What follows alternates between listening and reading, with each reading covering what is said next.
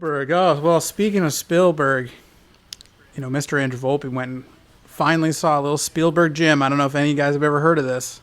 It's E.T., the Extra-Terrestrial. Yep, the little movie that Because could about now, because there are no films, as we've discussed previously in the last 10 minutes, but so what we're kind of doing is we're doing this thing where, we're all unabashedly kind of going back, watching movies that by all means, like, there's no excuse not to see these films. But, I haven't seen several great films. Ash hasn't seen most great films. Mr. Andrew Volpe hasn't seen. He's all over the place. You know what I mean? I have things that he hasn't seen. Nick is going to jump into it at some point. I think he's going to do, I want to say he's going to do He Got Game. Oh, cool. So, because that's, just a classic film that he has not seen, and he's going to do that. So I think he's working on that. But for you today, we are gonna each do one. But Mr. Andrew Volpe, we're gonna go ahead and give you the honor, man, of going first. But E.T. the Extraterrestrial, you saw it for the first time at age 32, 33. Yeah. There we and go. that was kind of an interesting part of it because, like when I started the movie, I actually tried to write a few notes to kind of go along with this, but one of the first ones I put down was the first 5-10 minutes into it, like I could tell the movie was like working, like you admire it on a technical level, but I think I wrote like you kind of feel a little bit of sadness whenever you're catching up on a childhood classic so late in life because you'll never like have that childhood imagination with it. Like you're just gonna kind of see the seams, and even though you can really appreciate a lot of the quote unquote magic that you see and kind of understand where it's coming from, you're never gonna like believe in it like you would when you're like 6 years old or whatever.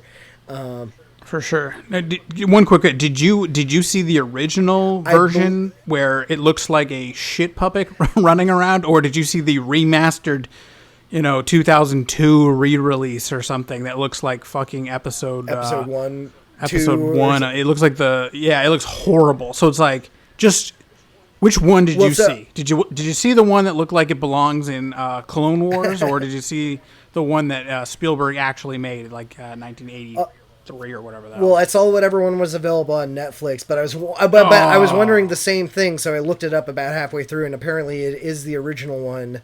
And I think the signifier with it was the cops actually have guns in the, because that was the main thing Spielberg wanted to remove was replacing the guns with walkie-talkies, as South Park so pointedly made fun of many years ago.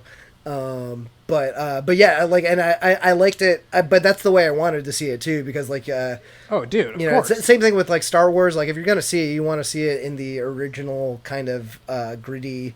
Like I feel like I have a little bit more respect just because especially with a movie like E.T., like I feel like making creepy monsters is one thing and kind of an art to itself, but it's even harder to make something that's like supposed to make you feel emotionally attached to it as the movie goes on. And that's really the brilliance, I think, of the movie, is how Spielberg did it, especially using a lot of tricks that he used in, like, say, Jaws and other things, where you kind of he knows just how much to show of the effects to sell the idea, but then he uses all these other things to kind of like sell the reality of it to you. So all the people around the effect are like totally naturalistic. Like, for as beautiful as all of this movie is shot, and the lighting is amazing, and the cinematography is amazing. The John Williams score, the John Williams score good. is doing so much legwork too. Like, it just in general, like Spielberg, even though he is truly one of the greats, like how much does he owe to John Williams scores? Like that. Like, have you ever seen a Spielberg movie that doesn't have a John Williams score? It always feels weird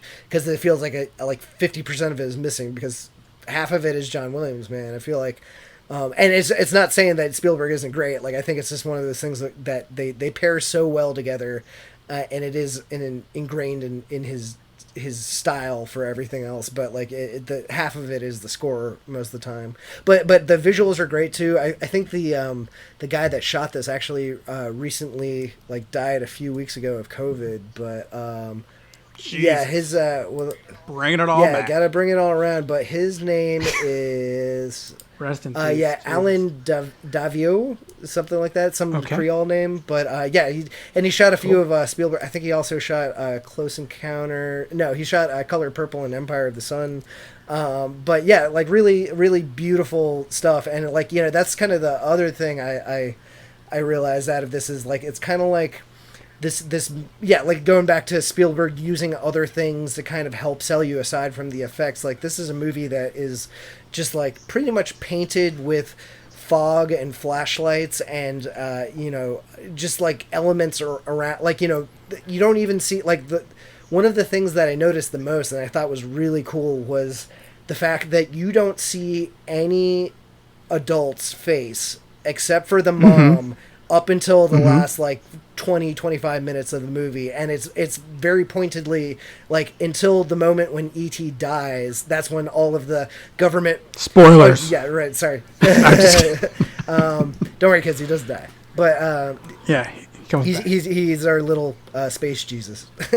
Yeah, like I thought that was really cool because that really kind of and also like I liked how you can kind of see things that Spielberg would go on later to in his work, like clearly his love for Peter Pan, and in certain sequences there's a scene where I think Dee Wallace is reading a book to one of the kids, and it's Peter Pan, and like that's when Elliot's learning to fly for the first time. And just specifically the bad guys though, like you never see any of their faces. The guy with the keys, Peter Coyote, it's such a good gimmick. Like the key thing seems a little weird at first, but it's such a good signifier, and I love that most of the adults are usually shot at waist level, so you see the keys and all that stuff, but that's the perspective you would have seen if you were a kid that age, is like all the adults tower over you and stuff. And then when E.T. dies, it's like literally like your childhood's over, and that's when the rest of the world seems to invade the movie. Like suddenly there's a ton of extras and the action scenes are bigger and it's scary and all this other shit. But yeah, but it's interesting though, because like when I was starting out in the movie, I was kind of wondering if it was like, I was really liking it on a technical level, but I was wondering if it was like so dated to the point where like I wasn't feeling the emotions as much, especially. But that's until you saw E.T.'s face, and when you see his face, like that's one of those things where you realize how much the big eyes and everything like that, and E.T. like especially for back then was like really a mechanical marvel. Like they shot it just right so you could get enough juice out of the emotional moments that you needed, but it really needed to like be able to believe that was a face that was like smiling and winking and making weird faces at you for those brief seconds of time, that really would sell it. And another thing I noticed that I thought was really interesting was and I literally had to like stop the movie and go through frame by frame for this, but I think one of the big things that they did to sell some of those emotional scenes was they definitely like, because there's times when E.T.'s blinking slowly, that's clearly like one of those like Jim Henson animatronic kind of things, but like especially for wide shots, like if they're trying to have E.T. like blink, like I think that's one of the bigger signifiers of a real thing.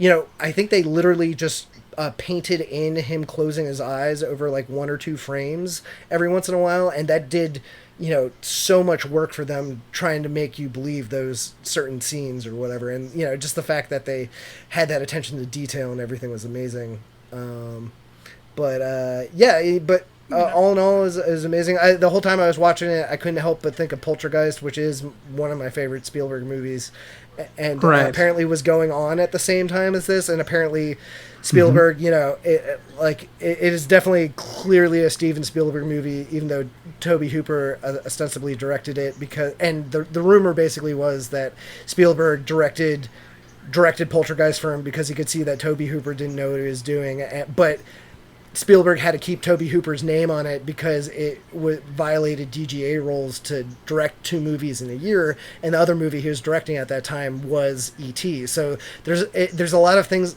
and it was 2 different studios too, right? Like which one wasn't one at, because E.T. went to Universal because Columbia didn't want to make it, they sent it to Universal, and then Poltergeist was still being made by someone. What studio made? I'm trying to remember. But that was the whole thing where the rumors were that he was kind of bouncing back and forth, right? Aren't there pictures of him like on both sets or something? I mean, like running around? It definitely feels like if he didn't.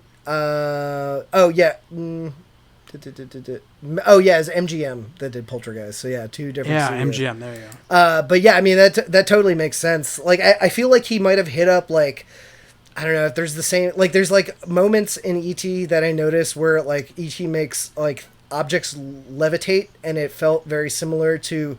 There's the one gag in Poltergeist where they look in the little girl's room and all the objects are like the records and toys and shit are all levitating, and it all look like the same kind of like blue screeny 1980s kind of era effects or whatever. But yeah, and it just like, you know, the other crossover is like it feels like it's very similar setting, very similar type of families. Like the thing I liked about it, once again, I think for a movie like this to work, you really have to get invested in the characters, and I think the way Spielberg sets both the families up in Poltergeist and this are like they kind of like he kind of throws you into this family, so like there's a lot of crosstalk and not a lot of exposition. Like you kind of have to figure out who these characters are and like what their dynamic is as events unfold, but you like them. Like I think that's like really important that you like all the characters that you see and you care about them, and yeah, I think that's really the magic of this movie too, is like you know, like I was liking the movie a lot for the first and second third of it, but I really think the thing that makes like where he lands it and turns it into a masterpiece is that last third where things get scary and ET starts dying. Like, you know, I think they can get a little bit more juice out of the effects then, because I think the ET doll is much easier to look creepy and scary. Oh, dude. It haunts my nightmares. You know what I mean? Like when he's all, you know, white when he's all like that. gray and they find him in a ditch and shit. Oh yeah, when he finds him in the ditch and there's like a little raccoon next to him, and he's like, he literally looks like a fucking Twin Peaks corpse or something like that. Like, ooh. Yeah. I E.T. is always just so interesting to me because they basically, like, Spielberg got like 3 movies out of E.T. basically. You know what I mean? Where the whole like. You know, he wanted to make... it's like a Peter Pan movie, a scary movie. Well, and, yeah, like, you know, I think he came up with a few broad strokes, and then he was just like, you know, between the studios and things, because I'm trying to remember what studio wanted him to do. You know, one of the studios wanted him to do Close Encounters 2. He was like, I don't want to make that, so I'll make something different. He's like, I have this kind of a horror, spooky thing going on. Where he was writing like a kids movie. He wanted to write like a movie about, you know, basically imagine Elliot's whole story, kind of, you know, with a small family with like 2 siblings, just minus the aliens. Yeah. So he wanted to make that, and then he basically took that concept, you know, kind of kept that. You know, wanted to do something with aliens terrifying a family, and he goes, "Okay, I'm gonna lose that, and then we'll make that into Poltergeist." So that basic concept moved over to Poltergeist, and then he was like, "Well, I still want like weird little creatures that bother people and like ruin and wreak havoc," and that became Gremlins. Yeah, wow, that's and amazing. So, yeah, so like there's all these weird things where he had some ideas, and I'm trying to remember. I think the screenwriter for E.T. was Harrison Ford's girlfriend / wife. Oh wow! Because she came to the set of Star Wars or something, or Indiana Jones. No, I think Raiders. Yeah. Raiders. She was just coming to hang out with Harrison Ford, you know, and they started talking, and she's like, "Hey, I've got this idea, like write the screenplay." Yeah. And that's kind of how it all evolved, but. You know, he had all these weird ideas that didn't really make sense together, and then he just split them off into different things to satisfy different studios who wanted different things. And like Columbia didn't want E.T. because they didn't think it would be commercially successful. They didn't think it would be edgy and scary enough to get adults to go to it. And then meanwhile, it made like $800 million. I mean, this has got to be the craziest I mean? period of Spielberg's career ever, because he has all that shit going on, and I think some of his best movies have come out kind of like this is like my kind of favorite period of special effects, like that kind of mid 80s pocket where it's organic, and but like they really still had to be inventive, but the technology was getting really good. It's just but then Spielberg, for instance, like, you know, he's on top of the world. He kind of had that thing where he came on the scene like exploded on the scene with Jaws, and then he had 1941, which was his big comeuppance, and so this was him. I feel like these years are him kind of try to maintain his artistic voice despite all the commercial success. So movies like Close Encounters, and especially this, I think, this is like clearly the thesis statement for all of his future works. And like, I feel like this is his response of being like, I'm going to find a way to marry art and commerce and make something that is more art than commerce, but still incredibly commercially successful. But then so like he's got all that shit going on. But like remember he I've been watching and reading up on that Twilight Zone movie Disaster 2, and that's only like 1 year after this, or maybe the same year, I think. So you know what I'm talking about with that? Where with the helicopter accident. Yeah, and granted he didn't, he wasn't on set or in any way really actually responsible for that, but it was like a horrible, like it's literally like one of the worst film disasters ever recorded. And like I was reading up more on it recently, and there's like more fucked up things about it. Like I didn't realize apparently, the whole thing was they were filming a scene for the Twilight Zone movie, and there's a part where a actor has two children, and it's supposed to be like their flashback to the Vietnam War, and a helicopter is supposed to be shooting at them, and when they were filming it, an explosion went off too close to the helicopter. The helicopter in real life crashed and crushed all three actors. But so the two children actors, it was like one of those things where it was the 80s, so I guess you could get away with it then, but they literally found those kids on the street. Like they were like, had talent scouts like out on the boulevard. Were they Vietnamese? Yeah, they were supposed to be like. That's what. That's like the whole gimmick of the episode was about a racist guy who gets flashback to different times where people were getting persecuted. So like he was basically like put in the shoes of a Jew during World War II, and like Vietnamese during the Vietnam War and things like that. And so he would interact with people that he used to have prejudices against, and so that was supposed to be the big finish as he turns a new leaf and like tries to save these kids, but instead this horrible event happened, and it killed the actor in it, Vic Morrow, who was a big actor in the 60s. But yeah, so apparently the kids, like literally it was like they're not actors, like they just Spielberg or whoever, I guess it was Landis and everyone sent out talent scouts so they wouldn't have to worry about union rules, I think, because they had to shoot late at night, and the parents were watching as their kids were killed the whole time. Like, it just, the more facts I find out about it, the more horrible it is. And the thing is, like, Spielberg and Landis had to go to court, like, for weeks and weeks, and, like, they kept on replaying the footage of, like, everything was caught on camera. Like, you can find this shit on YouTube and everything like that. So they had to watch that shit over and over and over again around that time. And so yeah, that's all happening at the same time that he's doing that, and he's breaking DGA rules, filming Poltergeist at another studio while filming this heartwarming movie, and like somehow both movies are masterpieces. And it's just crazy, man. I don't know how he did it. What's more crazy to me is that Columbia went on to pass on Back to the Future as well. Oh, really? Oh yeah, my God. Just no, Steve. We just, Zemeckis directed, but Steve like produced it, right? Oh yeah, and Spielberg, yeah. So like, Zemeckis I mean, was just what are you doing? Or whatever. Yeah, like. Yeah, what are you doing? Yeah, well, I mean, it was back in the day. Like if you were seeing this, you were probably like, Vegas odds, this guy's got to go bust at some point, and he kept on hitting for so long. And it was crazy too. I was talking to, I had like an old neighbor that like lived next door to me, and she's like, your stereotypical like kind of old lady that's in her like late 80s or whatever, like super grandma-ish.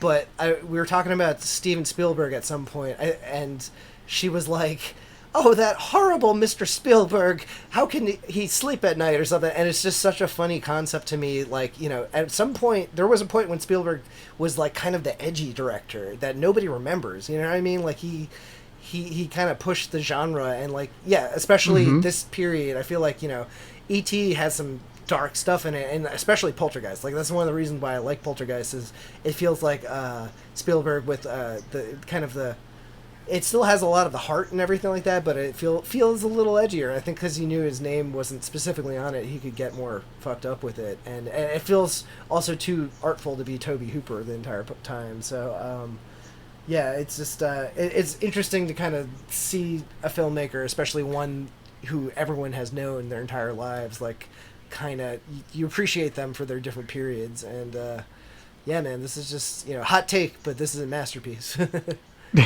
What was your favorite scene? My favorite scene, I really liked the car chase with the tube thing sticking out the back. I thought that the tube part itself was incredibly inventive. I really it's really weird, but I just liked all of the shots before they revealed the adults chasing E.T. Like anytime they cut back to them, I just really loved it because the fact that all of the bad guys are faceless and how just surreal that was, and how it's kind of like abstract expressionism. He gets so much effect out of all these scenes, especially when like the guys in the spacesuits are coming in the house. It's like you're getting your effect from somebody shining a flashlight in the darkness or something like that, and that's all, but it's so much scarier than so many other things, and it's an interesting inversion. Like the humans are the scary thing, not aliens coming through the window like in Close Encounters or whatever. But yeah, you know what? It was honestly a bunch of little moments. There's one moment that I wasn't aware of, like one aspect of the movie I wasn't aware of. Like you kind of feel like a movie that's as ubiquitous as E.T.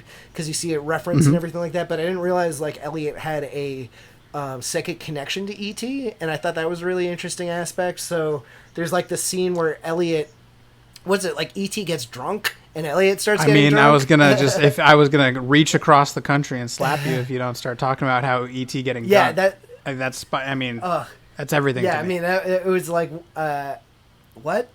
But it was interesting. That was apparently a Spielberg thing that he insisted on putting into the screenplay. That was not an original moment from Harrison Ford's wife. Well, Spielberg was like, "Hey, throw in E.T. getting drunk in there." Somehow. That makes sense though, because it feels like most of Spielberg's storytelling elements come from visuals, and that's one of the things I like. So that whole sequence where he's getting drunk and then E.T.'s watching the movie, like the musical, and Elliot starts reenacting the musical, and it's all cross-cutting and everything, like almost all that's told mostly with visuals, and there's a lot of like my favorite shot in that sequence is there's a part at the end where it's after Elliot kisses the girl and he's getting led away by the principal or whoever. So it's like a shot of Elliot getting led away with the principal's arm around him in the distance, and the girl he just kissed is like she's doing that thing that like they do in 50s movies where she's standing in front of the camera and you just see her feet, but she kind of like twists her right foot inward a little bit, like she's like smitten with him, and then you see a bunch of like all the frogs that escape from class suddenly run across the frame and everything, and it's like that one shot kind of sums up so much in literally like 3 seconds, and it's beautiful.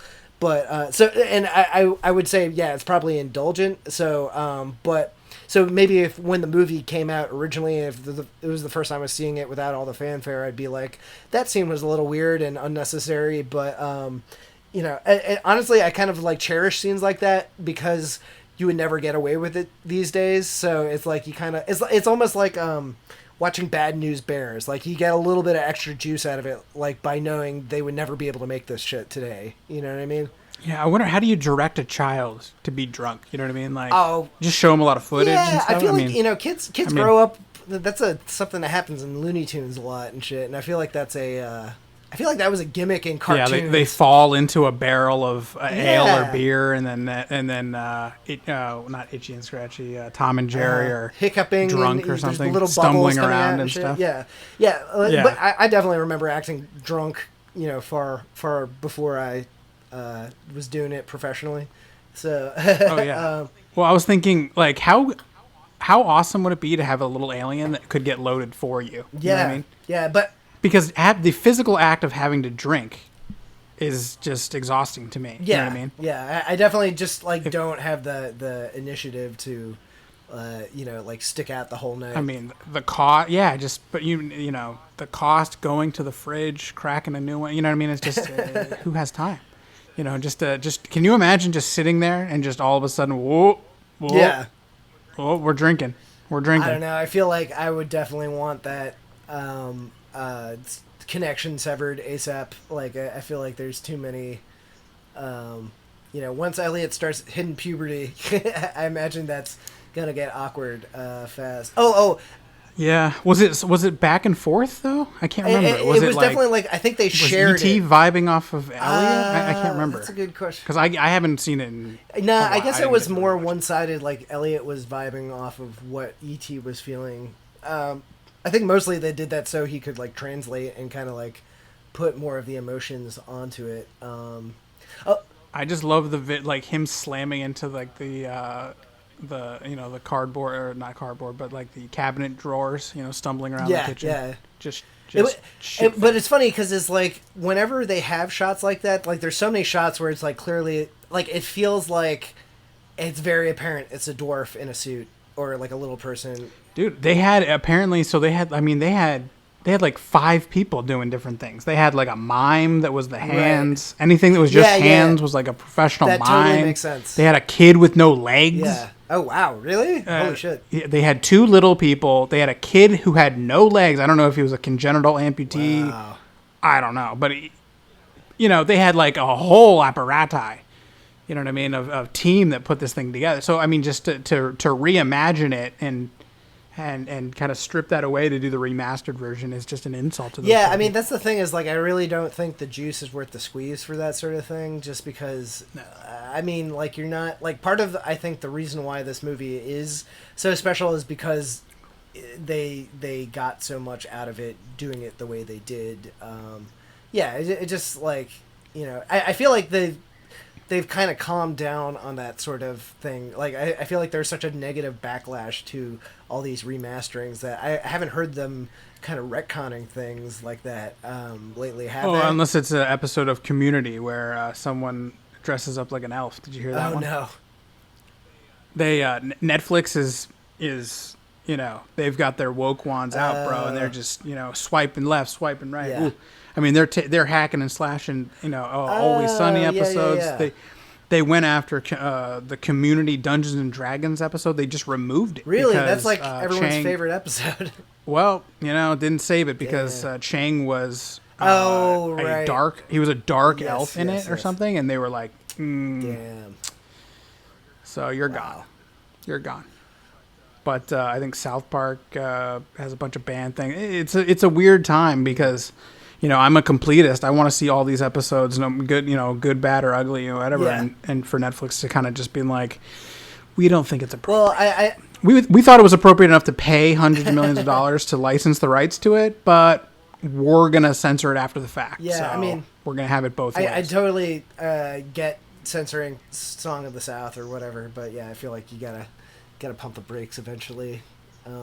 But you know what? I noticed like this is like something that's like very throwaway, but E.T. almost had a moment that didn't age well in it because like it's really subtle, but like there's a part where when everyone's getting all dressed up for Halloween and everything like that. There's a part where the older brother like out of the room you can hear the mom and the older brother talking, and the mom's like, "What are you going as, honey?" And he's like, "Oh, I'm going as a terrorist." And the mom's like, "I'm not gonna let you dress up like that." Blah blah blah. And so the next scene you see the older brother and he's got like some sort of like, I don't know, like Marx Brothers sort of get up on. Like he's got a weird hat and he's got a saw through his head. But if you look at the rest of his outfit, he's got camo pants and he's got like a fake beard stubble on and everything. And I was like, oh man, because E.T. tries to heal him and stuff. Yeah, I remember that. Yeah, but it's like one of those things where you're like, did they realize how that came off as racist back then? Or like I feel like it's weird how that the movie like it's like very subtle and the movie pivots from it, but like I don't know, it's a interesting the movie's got a bunch of like little cool throwaway moments that I think Spielberg really excels at. Like there's a moment where the mom's like trying to take a picture of everyone when they're in their Halloween get-ups, and she's got like a Polaroid camera, and like when she's bringing it out she accidentally has the Polaroid camera go off in her face and she thinks nothing of it, but like really little details like that kind of like sell the reality of stuff.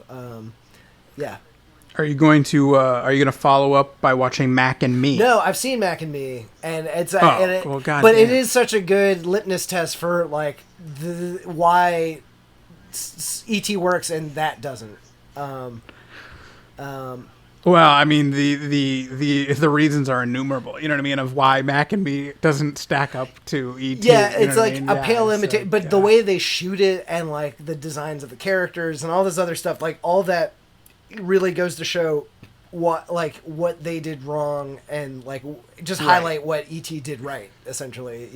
right. It's not as simple as just getting a rubber suit and sticking a small person in it and having them trudge around. Yeah. But I think one of my other, I don't know if you've ever seen it, but have you ever seen a film called Beer Money? I think it's called Beer Money. Heard of it. Where they basically, the guy who plays like Zach Morris is the kind of star of it, and it's the closest, and it's a total insane comedy about like an alien coming to the world. Okay.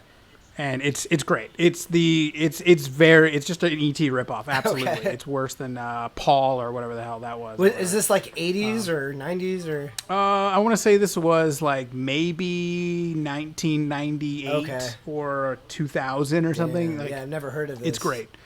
Oh yeah, it's great. I'll send you some clips. Cool. It's like a American Pie made with aliens.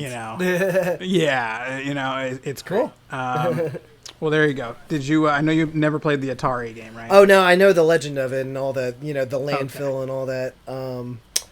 Yeah, I guess. Oh yeah, the one other thing I gotta say is I'm really glad. It's interesting that this is seems like one of the few properties I haven't heard anyone say like, hey, let's dig this up and make a sequel out of it. I know that there had been apparently scrapped plans for a sequel that sounds like they have some of the synopsis online, and it sounded like awful because it's like dark and it's it involves like evil versions of ET and stuff like that. Like I think it's called ET like Dark Skies or something like that. But interestingly enough, I have a cousin who's a really awesome writer. His name's M. Thomas Gamarino.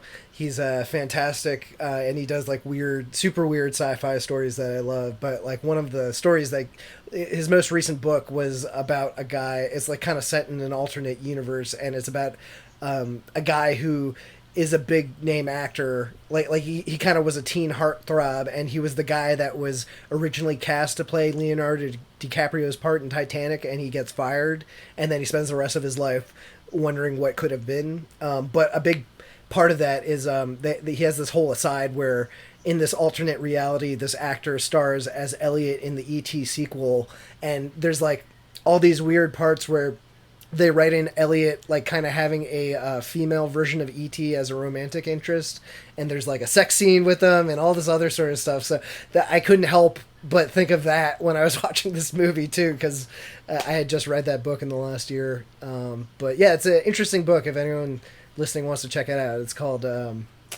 what is it called? I will think. I'm thinking that. I'll throw it in the description or something. King of Send the me Worlds. the. I'm sorry, I totally had a brain fart there. King of the Worlds.